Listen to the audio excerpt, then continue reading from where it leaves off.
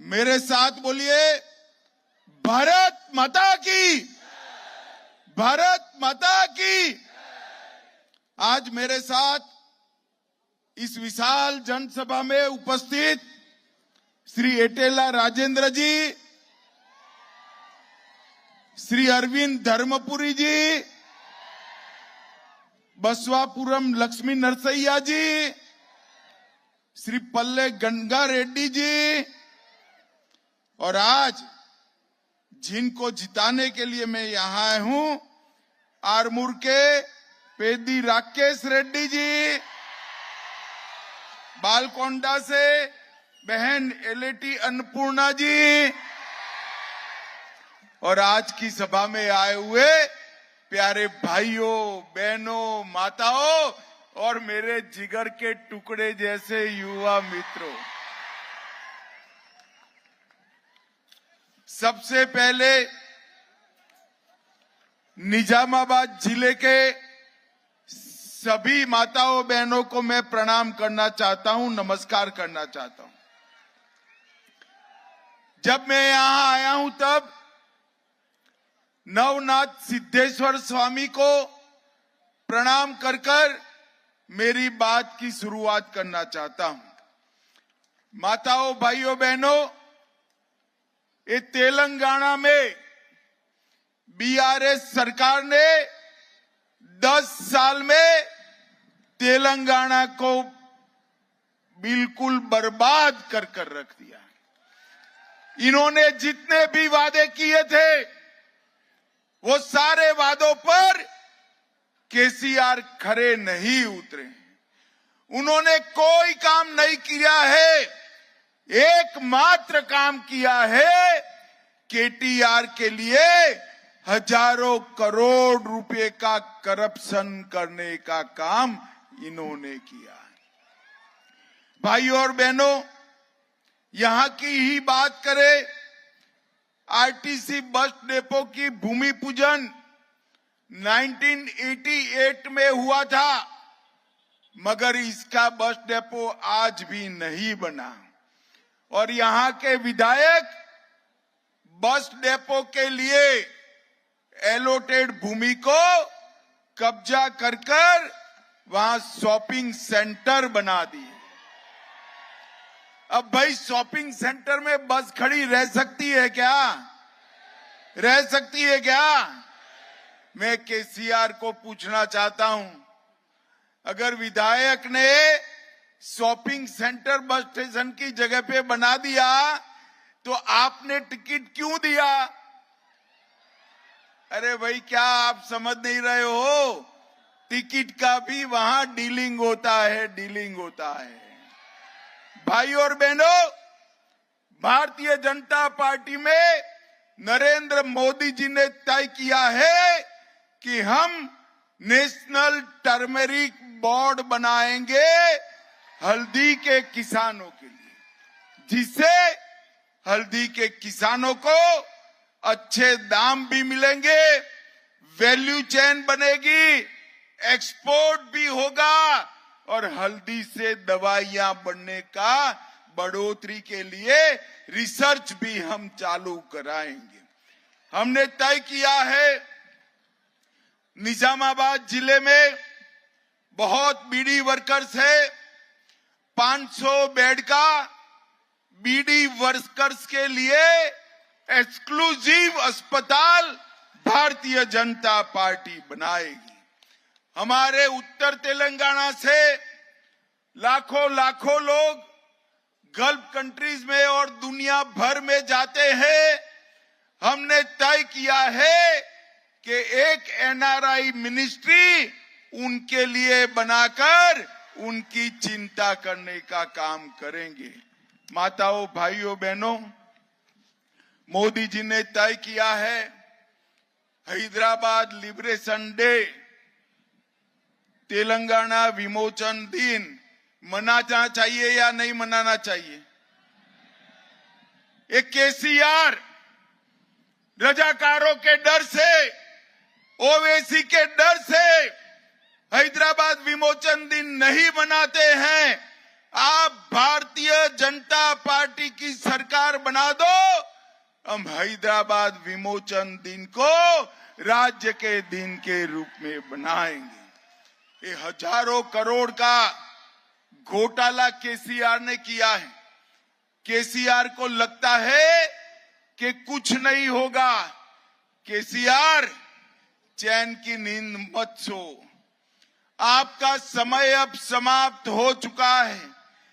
जितने भी घोटाले किए हैं, भारतीय जनता पार्टी की सरकार जांच कर भ्रष्टाचार करने वालों को जेल के सलाखों के पीछे डालने का काम ये भारतीय जनता पार्टी करेगी। मित्रों, केसीआर ने गत चुनाव में कहा था हम दलित मुख्यमंत्री बनाएंगे।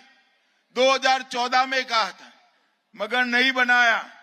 आज मैं आप सबके बीच में कहकर जाता हूं, आप भारतीय जनता पार्टी की सरकार बनाओ, हम बैकवर्ड क्लास से मुख्यमंत्री बनाने का काम करेंगे। बैकवर्ड क्लास से भाई और बहनों, हमने तय किया है, मोदी जी ने पेट्रोल पर कस्टम ड्यूटी कम की, मगर केसीआर जीएसटी कम नहीं करते हैं। हमने तय किया है कि भाजपा की पहली कैबिनेट में ही जीएसटी कम कर पेट्रोल और डीजल के दाम कम कर देंगे। हमने तय किया है कि धान की खरीदी 3100 रुपया 3100 रुपीज पर क्विंटल, जितना भी धान है वो खरीद लेंगे। हमने तय किया है कि आपका जो बॉयल राइस है वो केसीआर नहीं खरीदते हैं, बॉयल राइस को भी एमएसपी पर खरीदने का काम ये भारतीय जनता पार्टी की सरकार करेगी।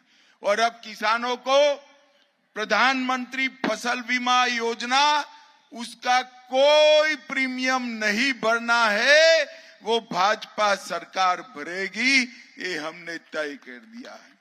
और उज्ज्वला लाभार्थी जितने भी माताएं बहनें बैठी हैं, 1 साल में 4 गैस के सिलेंडर हम फ्री ऑफ कॉस्ट देने का काम ये भारतीय जनता पार्टी की सरकार करेगी।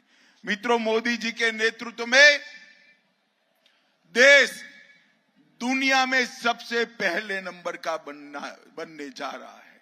अब समय आ गया है कि हमारा तेलंगाना राज्य समग्र देश में 1 नंबर का राज्य बने, ऐसी सरकार यहां पर लानी है।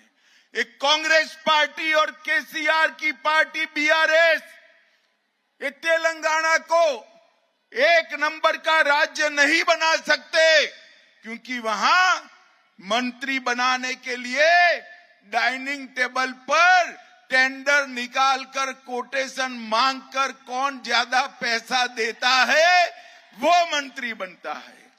जो जनता का आदमी है वो मंत्री नहीं बनता है।